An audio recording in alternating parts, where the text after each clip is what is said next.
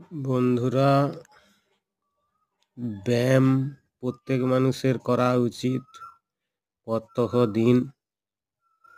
বর্তমানে প্রচুর রোগ ব্যাধি মানুষের শরীরে বাসা বাঁধছে।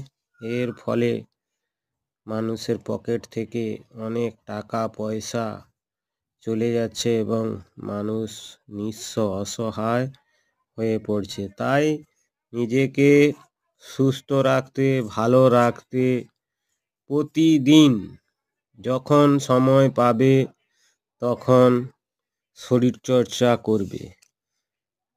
শরীরচর্চা করলে শরীর ভালো থাকবে, মন ভালো থাকবে, টাকা পয়সাও কম খরচ হবে। তাই প্রত্যেক মানুষের উচিত প্রতিদিন নিয়মিত ব্যায়াম করা।